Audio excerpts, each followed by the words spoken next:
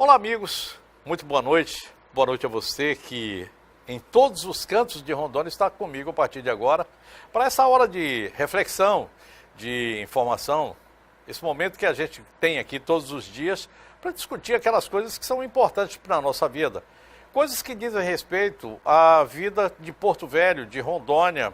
E às vezes a gente avança um pouco mais, porque aquilo que ocorre no resto do país, e por que não dizer no resto do mundo, tem implicações diversas sobre esse assunto. Eu estou falando isso aqui e me lembrando de uma frase, ou melhor, de um pensamento, que às vezes o farfalhar das asas de uma borboleta ocorrida lá no Himalaia afeta o restante da vida aqui na Amazônia, por exemplo.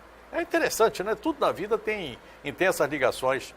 E já que falamos em vida, nesta segunda-feira, eu começo o programa aqui falando a respeito da finitude da vida. Faleceu hoje uma das figuras mais conhecidas aqui do estado de Rondônia. Maurício Calixto, comunicador, jornalista, radialista, ex-deputado federal, um homem de uma vida bastante conhecida de todos nós aqui, trabalhou durante um tempo aqui no Detran, enfim, uma pessoa que todos os dias entrava aí nos nossos carros, nos nossos lares, através do seu programa de rádio, que comandou aqui pela 93.3 durante muitos anos, prestando um relevante serviço, que é esse de levar a comunicação, de fazer entrevistas, de ouvir opiniões. O Maurício vinha doentinho já há algum tempo, eu conversei há poucos dias aqui com a irmã dele, a doutora Marilene Penati, e ela me falava que ele estava bem doentinho e ela estava preocupada com ele.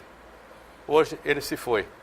E lógico, um homem como Maurício Calixto vai deixar aqui muita saudade de alguns, para alguns outros. É lógico que nessa profissão a gente acumula também muita coisa que não é boa, mas tem gente que está assim, graças a Deus que ele se foi, mas enfim, não é bom a gente pensar assim não. Importa para mim que ele fez um grande e relevante serviço.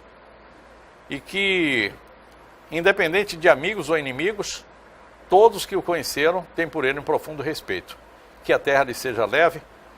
Mas vamos para cá tratar de quem está vivo e muito bem, vivo, pensando e com opiniões muito interessantes a respeito de um tema que eu já trouxe aqui, que é o ativismo político. Eu já conversei com ele algumas vezes. Aliás, esse tema eu acho que esteve aqui presente algumas vezes no meu programa esse ano. Aliás, desde o ano passado. Amadeu Machado, advogado, profundo conhecedor da vida nacional e da vida do direito, da OAB, dos operadores de direito, é o meu convidado de hoje. Boa noite, Amadeu. Que bom que você veio. Muito obrigado por aceitar esse convite. Boa noite, Léo. É um prazer estar sempre contigo aqui. É um programa instigante, né, que tem uma audiência muito vibrante. A gente está sempre ouvindo comentários, os desdobramentos das matérias que tu produzes. Isso torna bastante apetitoso estar aqui contigo, né? Eu vou me solidarizar com a tua manifestação inicial e também deixar aqui o meu lamento pela perda do Maurício Calixto, uma pessoa que se destacou onde ele andou. Tenho visto já rapidamente biografias dele, que são rápidas, que estão sendo publicadas aí, que estão omitindo que ele, no governo do Ângelo Angelini, ele foi secretário de administração do Estado. Né? Muito bem lembrado. Estão colocando na biografia dele que ele foi deputado estadual, eu não lembro. Federal, né? Deputado federal ele foi. Né? E um jornalista, um cronista político muito atilado, um raciocínio rápido e bom, né? Consistente. É uma perda. Advogado, né? Advogado, sim, advogado. Ele advogou bastante. Uhum. E é uma perda para nós, Lamentavelmente, eu então estendo aqui a minha solidariedade à família do Maurício Calixto. Agora estamos aqui para debater, conversar, os vivos. E ver o que a gente pode colaborar nesse impasse institucional que o Brasil está vivendo. Pois é, eu acho que você colocou a palavra certa, impasse institucional. Esta semana não, hoje, segunda-feira, começa a transitar de novo no STF aquele processo do PEN, em que o PEN pedia, há muito tempo atrás, que o Supremo falasse através de uma ação direta de constitucionalidade. Já vou lhe pedir para você explicar para o telespectador o que é que significa essa tal de ADC, queria que o Supremo falasse a respeito disso. E aí ocorre que essa ADC pode eventualmente ajudar o Lula a sair da cadeia. E há um lado que quer, um lado que não quer, porque tudo aquilo que se refere a Lula é o seguinte: ou está preso ou está solto. Não existe meio termo. Ou muito amor ou muito ódio. ódio. Então essa coisa está assim ainda, muito cheia de paixão. E eu queria que você falasse para mim a respeito desse assunto. Transita agora, e agora o que é que vai acontecer? Essa ADC tem que ir? Ou essa ADC é menos que um HC, que é o habeas corpus, e ela pode ficar guardada lá no canto, no escaninho? Nós temos no ritual do Supremo Tribunal Federal, nós temos a ordem de prioridade dos processos, sempre será, o topo é o HC, é o habeas corpus, porque ele trata sobre talvez o maior bem que o ser humano possui depois da vida, que é a liberdade. Né? Então, essas ações de arguição de constitucionalidade ou de inconstitucionalidade, elas têm uma tramitação relativamente lenta. Nós temos ações lá que estão há vários anos tramitando, as quais, quando há uma expressiva demonstração do direito, a relatoria se encarrega de, cautelarmente, né, ele defere parcialmente, suspende a execução da lei ou dá garantia de fluência da lei, mas o mérito são ações que tardam muito. Então, no caso, essa ADC, que foi proposta pelo Partido Ecológico Nacional... Tem disso também, né? Existe isso também, né? Deve ser o contraponto do Partido Verde, né? Alguma coisa assim. Eles propuseram, lá num outro momento, num outro estágio da vida nacional, para obter uma declaração de que um determinado artigo do Código de Processo Penal é constitucional. Esse artigo, ele diz com muita clareza que o culpado somente será preso a partir do trânsito em julgado da sentença condenatória. Ou seja, trânsito em julgado, nós estamos falando aqui com nossos companheiros aqui que não são doutores, ninguém aqui... Não tem obrigação, né? Não tem obrigação. Trânsito em julgado significa um processo que foi apreciado pelo judiciário, foi prolatada uma sentença, houve um recurso de apelação, houve um recurso especial para o Superior Tribunal de Justiça e, às vezes, até o extraordinário para o Supremo Tribunal Federal. Houve uma decisão e não cabe mais recurso. Aquela decisão, então, ela transitou em julgado. Então, é o que diz o Código de Processo Penal, que somente começará a cumprir a pena condenatória em ação penal após o trânsito em julgado. E essa mesma dicção se estabelece a Constituição Federal, o artigo 5º, que é o dos direitos fundamentais. Por analogia, né? A Constituição, ela é isso, top. Né? Ela está no topo da escala hierárquica das leis. A Constituição acima de tudo. Depois vem, então, na hierarquia, vem leis complementares, leis ordinárias, decretos, portarias, resoluções, ficar aqui embaixo. Mas lá em cima é a Constituição. Então, o que aconteceu? Nós tivemos uma Constituição em 1988, que no capítulo dos direitos fundamentais, que está no artigo 5º, estabeleceu que a chamada, que está muito discutida, presunção da inocência. É isso que eu quero lhe perguntar aqui. Isso não tem a ver com...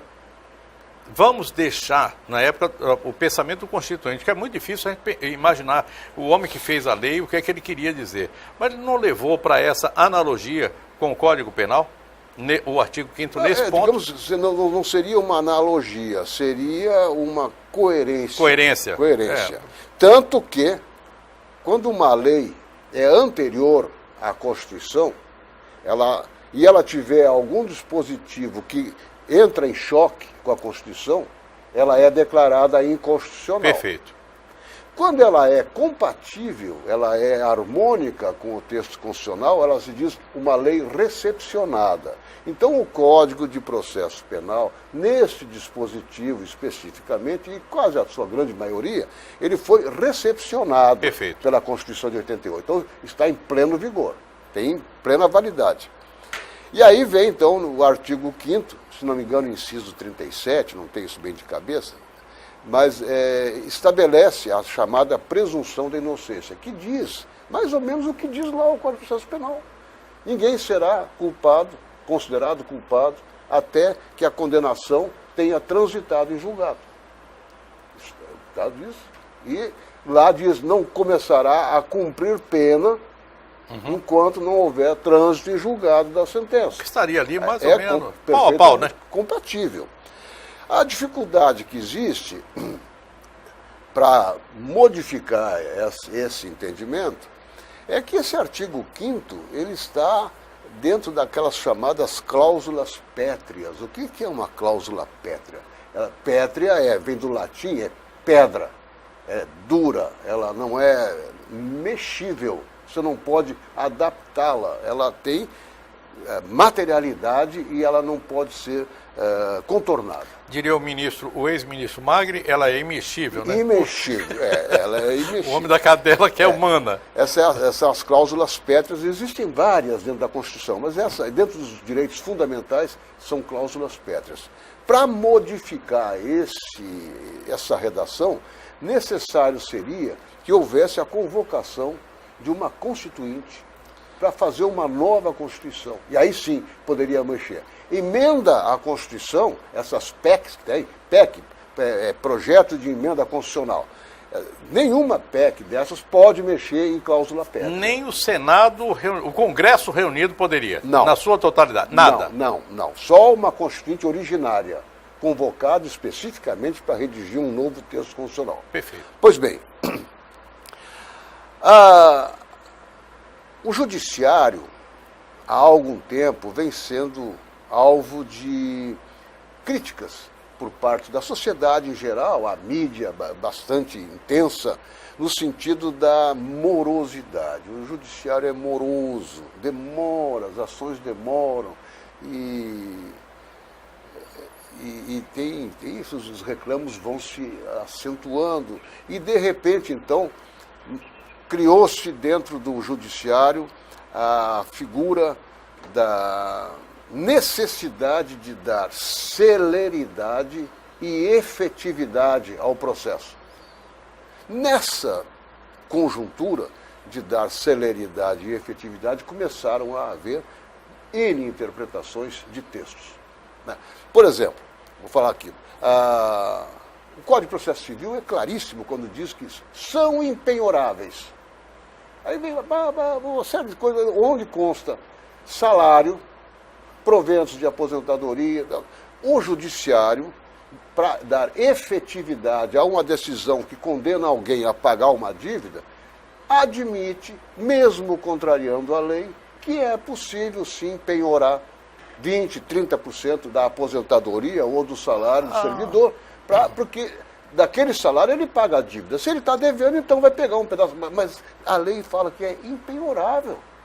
Mas estão praticando isso, no sentido de dar efetividade às decisões. E nessa de dar efetividade, eles criaram essa jurisprudência lá já no Supremo Tribunal Federal, no sentido de que a presunção da inocência, à medida que o cidadão que está sendo processado recebe uma condenação em primeiro grau. Sérgio Moro condenou o Lula. O Lula recorreu e foi para o Tribunal Regional Federal da 4ª Região, a sede lá em Porto Alegre. O Tribunal Regional Federal confirmou a sentença do Sérgio Moro e ainda agravou a pena do Lula. O Sérgio Moro condenou ele a 9 anos e o tribunal elevou para 12. Aí, então, veio o seguinte, na medida em que ele vai sendo condenado, vai se atenuando o princípio da presunção da inocência, que vai se convertendo em presunção de culpa. E aí se risca lá na pedra. Eu vou lhe pedir um minutinho. A gente está fechando esse primeiro bloco aqui. Eu vou chamar aqui 2 recados. Um de Mimas Pizzaria e de Rondoquímica. E eu volto para a gente terminar esse raciocínio. É porque você colocou uma figura aí agora que eu tinha guardado para lá para o final no terceiro bloco, que é a jurisprudência. A jurisprudência, ela pode alterar, pode firmar um outro entendimento diferente daquele da Constituição? Segura a sua resposta aí, eu volto já já. Vamos lá. Tem coisa mais gostosa do que saborear uma deliciosa pizza? E é por isso que a minha dica hoje vem aqui da Mimas Pizzaria e Café. Afinal de contas, são mais de 50 sabores te esperando, divididas entre doces e salgadas. E olha, eles têm massa normal e integral e também tem aí pizzas com mais de meio quilo de recheio. E você ainda pode escolher 2 sabores e pagar o mesmo preço. Lembrando que até o dia 31 de março está rolando a promoção Loucos por Pizza, onde a cada R$50 você ganha um cupom para concorrer a 10 pizzas. Gostou? Tem também serviço de entrega em horário especial te esperando. E olha, você também pode ser um franqueado da Mimas Pizzaria. É só ligar e obter mais informações. Agora, quer novidade? Tem também um novo serviço de cafeteria e você vai encontrar vários tipos de cafés, cuscuz recheado, tem tapiocas, açaí, omelete. Por isso, aproveite para conferir e, claro, provar essas delícias. O endereço é na Rio Madeira com Pinheiro Machado. Mimas, muito mais que pizza te esperando. Vem pra cá.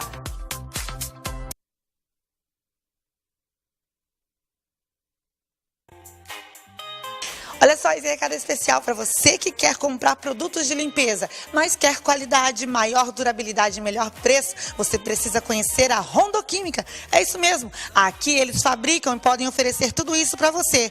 Ó, você que precisa de produto específico para limpezas de lanchonete, churrascaria, também aí açougues, frigoríficos, laticínios. Você pode encontrar uma linha completa e específica para esse tipo de limpeza. Isso mesmo. A Rondoquímica também vende esse tipo aí de tambor de 200 litros plástico. Ele é ideal, gente, para cortar no meio, fazer coxo, pôr água, carregar óleo diesel e muito mais. Tem essa opção também, ó, de galão de 50 litros. Você que é fazendeiro, chacareiro, comerciante, precisa desse tipo de produto? Vem comprar aqui. O telefone para maiores informações, anota aí, 35338261 e o endereço é fácil. É aqui na Avenida Amazonas, número 7708, logo depois da Avenida Mamoré. A Rondoquímica tá só esperando por você.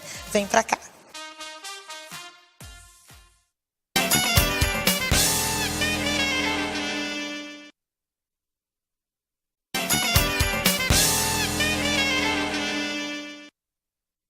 Estamos de volta, eu estou com o Amadeu Machado, e o Amadeu estava falando o seguinte, e agora, quando o pessoal diz, olha, o TRF diz que está tudo ok, o TRF é o tal que julgou e aumentou a pena do Lula, tem mais uns recursos, os recursos já foram aceitos e disseram o seguinte, olha, não tem mais nada aqui porque resolver não, está condenado mesmo, pode começar a cumprir pena. A gente volta para aquele ponto que tem lá uma jurisprudência do Supremo Tribunal Federal, dizendo o seguinte, que quem chegou a esse ponto pode, não é obrigatório, mas pode cumprir pena dependendo da cabeça do juiz. O juiz determina se sim ou não, ou se talvez, enfim. A justiça, nessa hora, começou a ficar uma coisa complicada lá atrás. E vem aqui para frente. Sérgio Ramos, meu amigo, publicou essa semana no Face uma pergunta que está dando um pau que não tem mais tamanho. Pode a jurisprudência substituir a Constituição Federal? A minha primeira resposta fez, só perguntando lá no posto Piranga. Eu não tenho outra coisa para responder. Obrigado, hein, Sérgio? Você está me dando a oportunidade aqui de falar a respeito desse assunto. E tá boa a discussão. Mas e aí, Amadeu? Nessa hora, como é que a gente faz? Vai lá e dá um risco na pedra? A pedra vai ser riscada. Mas o que eu falo o impasse institucional que eu falei logo no início, ele está exatamente nessa questão interpretativa. Cabe ou não cabe interpretar para mais ou para menos o texto constitucional? É uma questão assim que nos preocupa, porque está se vendo que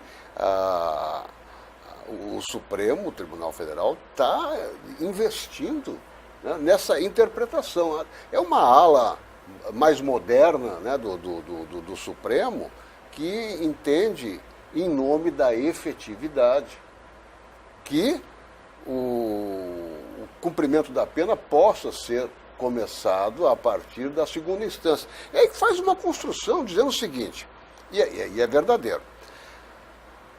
O processo ele é apropriado pelo juiz de primeira instância, ele preside a instrução, apropria todas as informações, vê as provas materiais, ouve as testemunhas e formula o juízo de valor que é a sentença. Bom,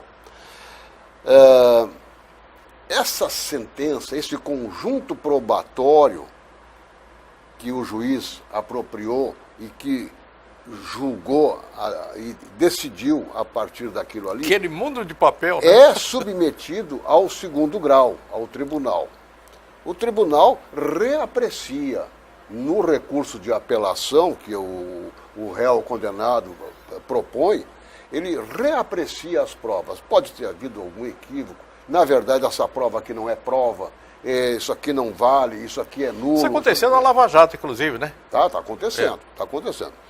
De forma que o segundo grau pode, em função de revolver o conjunto de provas que tem no processo, ele reexamina e pode dizer, não, o juiz errou e nós vamos absolver o réu.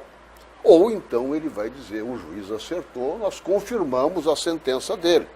E o cara está condenado. Ou mais. Pode até agravar. Veja bem, se houver pedido de agravamento pelo Ministério Público, que é o titular da ação penal.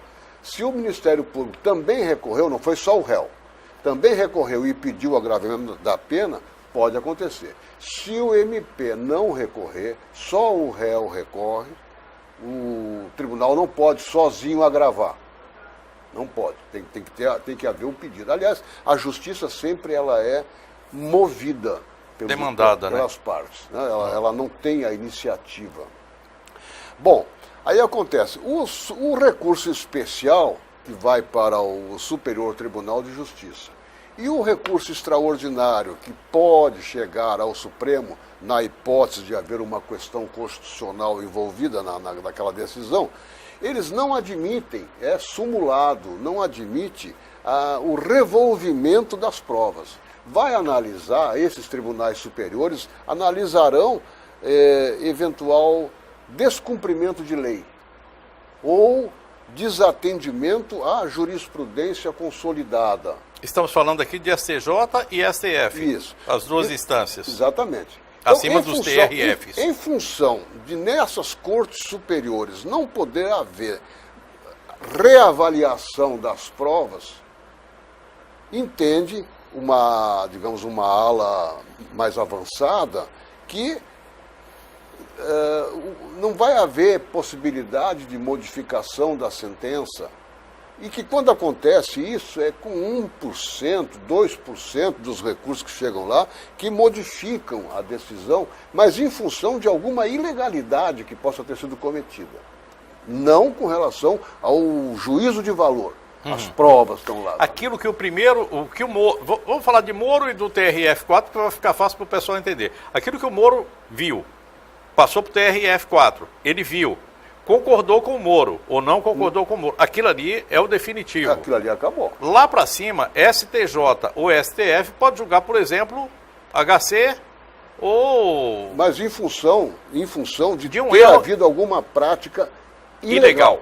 Perfeito. Mas não, ele não vai reconstruir provas, ele não vai ouvir partes, ele vai simplesmente dentro do escopo do recurso, que vai dizer, olha, foi praticada uma ilegalidade, contrariou texto expresso de lei federal, que diz isso, e eles praticaram isso. Aí vai decretar a nulidade do julgamento. Mas isso, a incidência desse tipo de decisão é mínima. Em função disso, então, vem essa corrente agora do Supremo Tribunal Federal para dizer que, efetivamente, há uma possibilidade de o réu condenado em segunda instância começar a cumprir a pena. Mas é preocupante, porque nós estamos vivendo essa questão da morosidade do judiciário. O judiciário quer dar celeridade. O Ministério Público entende que há a causa maior da corrupção sistêmica, né, ou da corrupção endêmica que nós temos no Brasil é a impunidade. Quem tem dinheiro, que pode bancar bons advogados e ficar sustentando as despesas de um processo que pode ser muito caro. São muitas. Quem tem dinheiro não vai preso. Esse é o conceito que se tem no Brasil. E que estava na hora de mudar isso e começar a botar a gente do colarinho branco na cadeia. Mas a coisa é tão dinâmica que nós vamos ver o seguinte. Primeiro caso, hoje há um conflito, né, estabelecido dentro do Supremo entre dois personagens. Gilmar Mendes e Luiz Roberto Barroso. Estão assim para se devorar. Né? Vai sair tapa uma hora dessa. Se fosse mais perto, já teria saído. Daqui a uns dias vai ter uma placa lá na entrada do Supremo, proibido entrar desarmado. Ótimo. Mas eles estão batendo boca, estão acirrando as discussões. E aí eu vejo, circulou esses dias aí pelas redes sociais, tem um vídeo que o Luiz Roberto Barroso, na condição de professor de Direito Constitucional, e ele é um excelente constitucionalista, ele recomendando como leitura básica para quem quer aprender Direito Constitucional uma obra do Gilmar Mendes. Isso aqui é o básico para quem quer conhecer Direito Constitucional, tá? Gilmar Mendes. Um outro vídeo, o ministro Dias Toffoli, há uns 2 ou 3 anos, não mais do que isso, dando uma entrevista num canal de televisão e dizendo que concorda que tem que haver o cumprimento da pena a partir da condenação de 2º grau, porque ele assim decidiu lá no Supremo, porque aquele processo do Luiz Estevão, aquele senador, e ele conseguiu, no STJ, ele interpôs 28 recursos. E com isso ele estava ganhando tempo, e no dia que o processo chegou com o Toffoli, no dia seguinte seria decretada a prescrição. E ele, então, para não deixar prescrever, para rigoroso cumpridor da lei, determinou que ele começasse a cumprir a pena, com condenação de 2º grau. Agora, nós estamos lá num fato novo. Hoje, todas as atenções estão voltadas porque o condenado é uma pessoa diferenciada. Aliás, eu quero fazer só uma colocação. Por favor. Eu fiquei consternado. Fiquei consternado. O dia que saiu o mandado não o dia que ele foi preso, não, o dia que saiu o mandado de prisão. Eu disse, meu Deus do céu, esse homem fez uma trajetória fantástica. Que história de vida, né? Saiu lá do sertão nordestino, fome, seca, pau de arara, para São Paulo, foi em Graxate, andou por ali pela periferia, virou metalúrgico, construiu, é uma história fantástica. E acabar numa situação... Eu me senti assim profundamente consternado. Olha, lembrei, você acaba de me fazer lembrar de uma história do Lech Wałęsa, que foi o líder na Polônia e que é o nosso Lula aqui. São duas trajetórias muito parecidas. O Wałęsa... Lembra bastante. Era o Solidariedade. Solidariedade. Né? O sindicato lembra bastante, lá. porque, aliás, dá nome a um partido hoje no Brasil. Não tem nada a ver de solidariedade. Nada. Mas, enfim, e eu fiquei consternado também. Eu nunca fui eleitor do Lula, mas é lógico, não foi bom para o Brasil. Pela figura e pela história. Nem para ele nem para o país. Agora, nós estamos dentro dessa situação que lá em 2016, o Supremo, decidindo sobre esse tema, fixou que é possível, sim, haver o início de cumprimento de pena a partir da decisão de 2º grau. E queria colocar só uma pimentinha nessa história, com um decisivo voto do ministro Gilmar Mendes, que falava a respeito da necessidade de acabar com essa procrastinação. E sendo voto vencido, a ministra Rosa Weber. Isso. Que agora foi decisiva. Decisiva na manutenção. Aí nós chegamos num novo momento, né, que foi, me parece que A Lava Jato chegou muito perto de muita gente. Não é só políticos, tem também grandes expoentes aí de empresários, executivos. Está chegando perto do BNDES. Gente de muito, Vem mais coisa. Gente de muito dinheiro. E aí me parece que começou a haver uma nova sensibilização ao ponto de o Gilmar Mendes, eu vejo hoje como sendo um desafeto do Ministério Público por conta das quizumbas dele com o Janot. Ele e o Janot se debateram e ficaram inimigos e ele institucionalizou a inimizade. Chamou a briga pessoal para o institucional. Para o Ministério Público a briga dele e passou a ser contra o Ministério Público. Ele é contra o Ministério Público. O pessoal lá de Curitiba, o pessoal da Procuradoria da República em Brasília, onde tiver Ministério Público, ele está contra. E isso aí me parece que não é muito adequado para quem exerce a função de ministro da Suprema Corte de um país, né? Ainda que seja o Brasil. Eu vou lhe perguntar no próximo bloco, eu estou encerrando isso aqui, e há solução para isso? O Senado pode retirar, por exemplo, um ministro, pode decretar o impeachment do ministro. Seria esse o caminho ou é necessário que haja conversa, aquela coisa política, já que já politizaram muito o assunto? Você segura só uma informação, eu vou falar de coisa linda, coisa bela e coisas que fazem da sua vida muito mais linda e muito mais belas. Por exemplo, que tal agregar valor à sua renda com a Romanel? Torne-se um sócio. Vamos lá, Romanel. Atenção que eu tenho um recado especial para você, mulher de sucesso. Se torne hoje mesmo uma revendedora Romanel e tenha ainda mais sucesso. Garanta a sua independência e tenha uma excelente lucratividade. Gente, o lucro aqui chega a 80%. Você vai revender a melhor joia folheada do Brasil. Vai ter aí peças que estão ligadas, sintonizadas no eixo da moda Paris-Milão. Tem mais de 3.000 peças para escolher.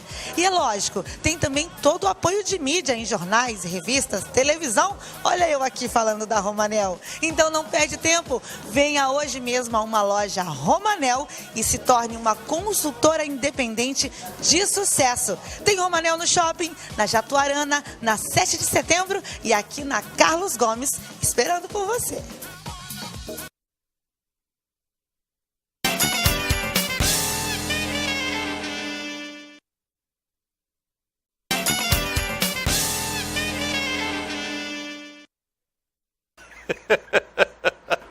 Estamos de volta para o nosso terceiro e último bloco. Amadeu, e agora o que fazer? Na hora que a gente vê esse ativismo todo, essa briga aí entre... A gente estava lembrando aqui, você falou a respeito de modernidade dentro do Supremo, que não significa nada, não tem nada a ver com a idade. Porque a gente tem o Barroso, que é um homem mais jovem, a gente tem o Toffoli, que é mais jovem que ele, mas a gente tem aí dois cidadãos, um é o Teori, o saudoso Teori Zavascki, que aliás colocou no seu nome, né, agregou ao seu nome o saudoso, né? Todo mundo quando se refere a ele fala de saudoso, que foi um homem que promoveu, fez com que essa Lava Jato andasse para frente com esse seu entendimento. E agora, aquele senhor que lá, o juiz lá de Curitiba, o juiz Fachin, um cidadão também já de idade avançada, e que tem também esse entendimento meio... E um homem de esquerda. Que coisa, né? Que interessante. E aí, o que fazer numa hora dessa? Para que lado vai o Brasil? Digamos assim, dentro... Aí vamos aquela negócio, tentar fazer uma mediação. Né? Dentro da perspectiva de efetividade das decisões judiciais, neste caso específico, onde o crime rola solto e os recursos se proliferam e quem tiver dinheiro fica fora da cadeia, há uma tendência natural para aderir a esse ativismo que foi praticado pelo Supremo para que se estabeleça um viés intermediário, que não chegue à exaustão do processo de pedir, olha, só posso condenar e recolher ao xadrez alguém depois que o processo estiver transitado e julgado. Vai para as calendas. Nós teríamos aí outra coisa. A partir da jurisprudência que o Supremo firmou em 2016, todos os tribunais estaduais que tinham condenados em segunda instância emitiram ordem de prisão. Aqui em Porto Velho nós temos um bocado de gente importante, inclusive, ex-deputados principalmente, que estão condenados em segundo grau. Tem recurso no STJ, tem recurso no Supremo, mas estão recolhidos no urso branco. Se cai, todo mundo tem que ser solto. E ainda pode até haver uma reparação de dano moral. Uma corrida ao ouro.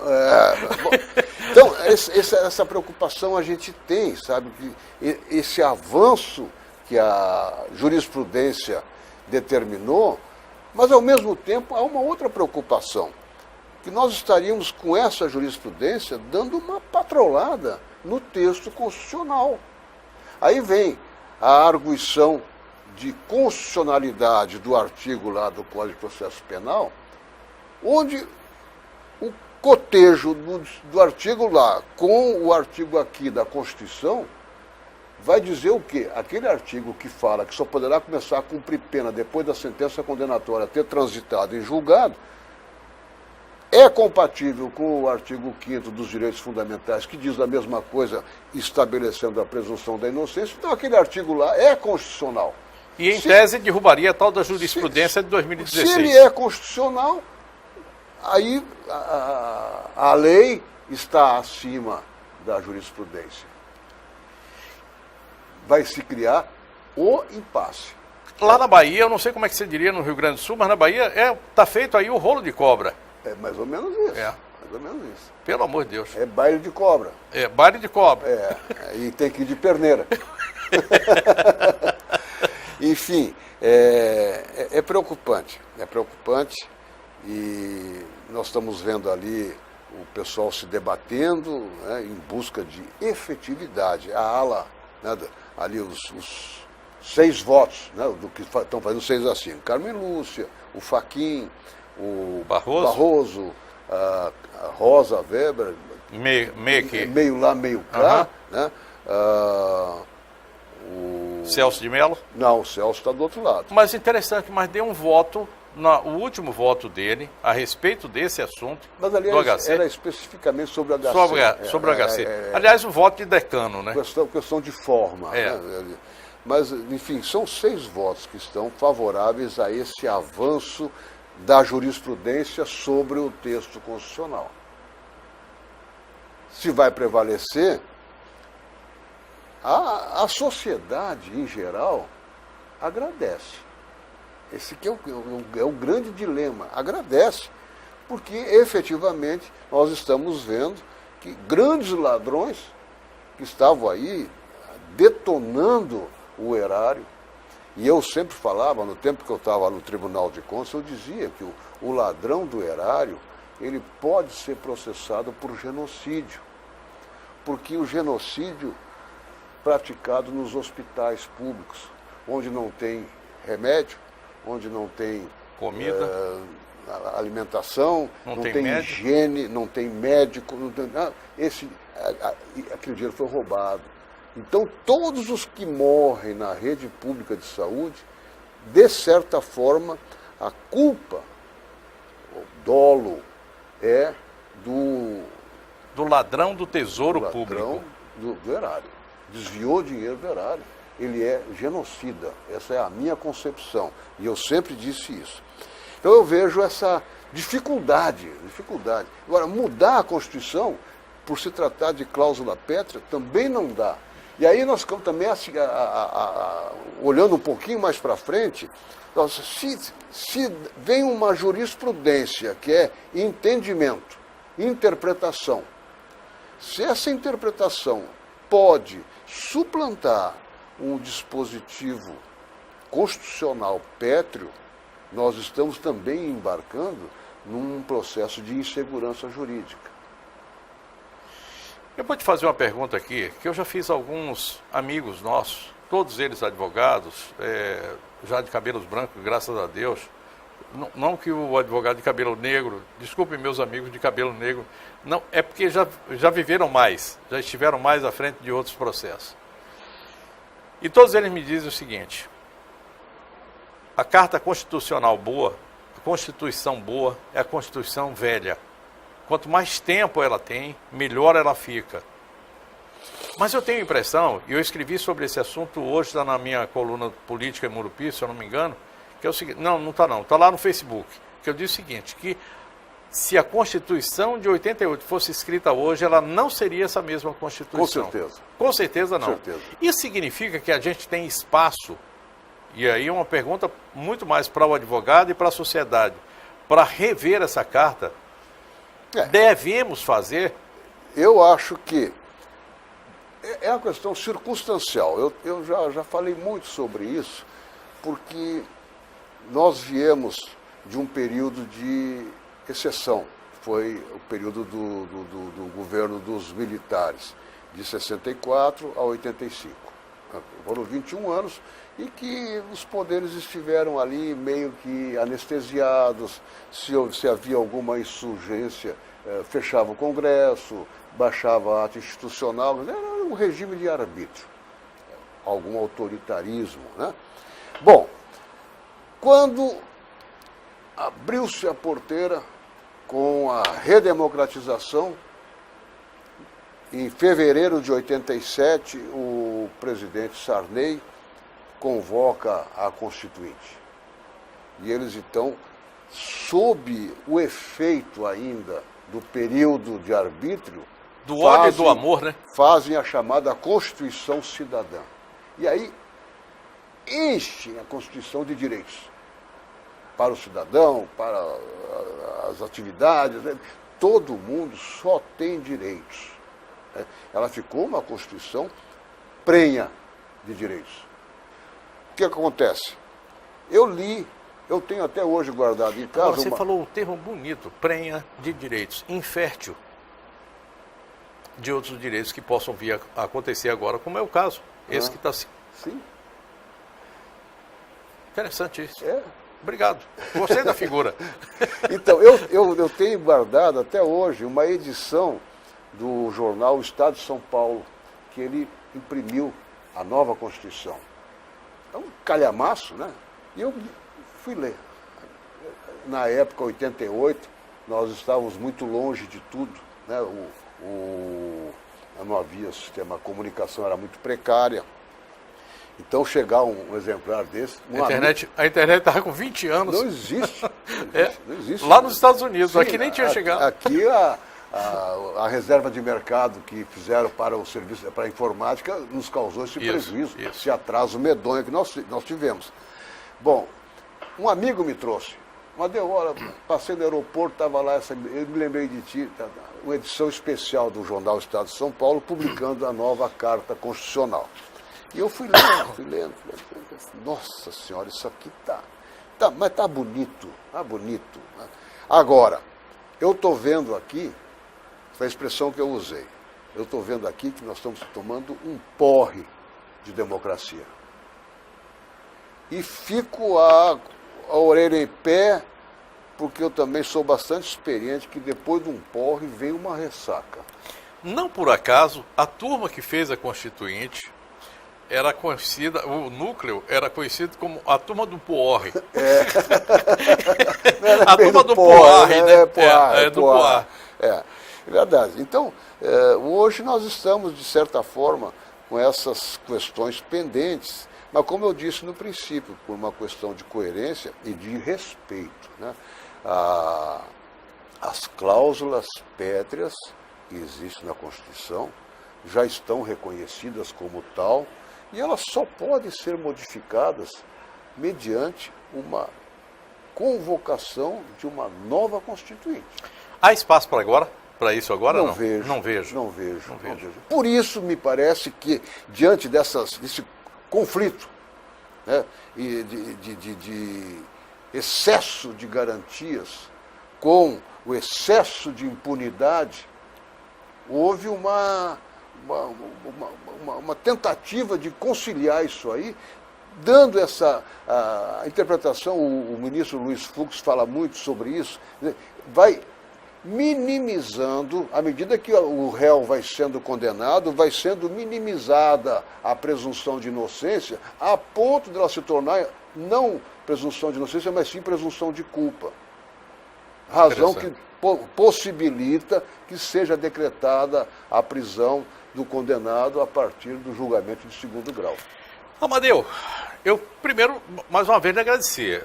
Conversar com você é sempre uma aula para todos nós. Eu acho que uma das coisas que eu posso fazer, nesse momento que a gente está vivendo aqui, é trazer essa discussão sempre à baila, deixá-la a fogo brando. Porque é pensando a respeito dela e discutindo que a gente vai formando também a opinião, porque a sociedade será aquilo que a sociedade quiser. A Constituição nada mais é do que o retrato da sociedade, e é isso que a gente quer. Obrigado. Boa noite tanto. Conte comigo. Estou aqui à sua disposição. Amanhã às 8h30 a gente está aqui para mais programa Léo Ladeia.